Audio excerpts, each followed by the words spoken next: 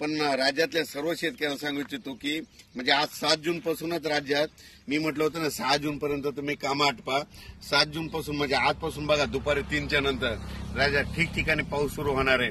काल देखील खूप ठिकाणी पाऊस झाला. नाशिककडे झाला, पुण्याकडे झाला, दौंडकडे झाला, आज देखील पहाटे सोलापूरकडे खूप झाला.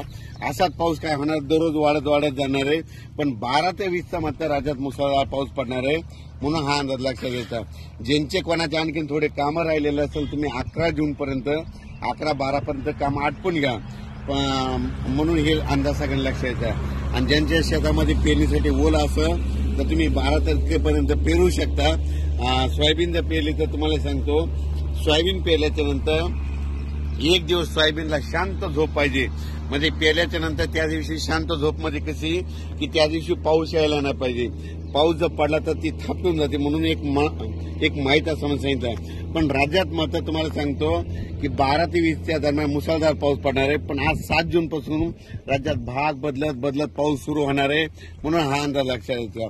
हे बीड जिल्ह्यातलं आरणगावचं इथे साठवण तलाव आहे, 80% भरलाय. आणि आता ह्या 12 ते 20 मध्ये मात्र 100% भरून जाणार आहे. आणि यावर्षी बीड जिल्ह्यामध्ये जिथे छोटे तलाव आहे सगळे भरून खडे देखील फुटणार आहे. सगळ्या विहिरीमधून वरून पाणी वाहणार आहे. म्हणून हे बीड जिल्ह्यासाठी आनंदाची बातमी. कारण की ज्या वर्षी मान्सून पुरेपूर येतो ना त्यावर्षी सगळ्यात जास्त पाऊस बीड जिल्हा, नगर जिल्हा, धाराशिव, लातूर, त्याच्यानंतर सातारा, सांगली, सोलापूर, कोल्हापूर या भागात जास्त पाऊस पडतो. आणि यावर्षी देखील पुरेपूरच मान्सून असल्यामुळे यावर्षी बीड जिल्ह्यात खूप पाऊस पडणार आहे. म्हणून हा अंदाज लक्षात घ्यायचा. अचानक वातावरणात बदल झाला तर लगेच एक मेसेज दिला जाईल. धन्यवाद.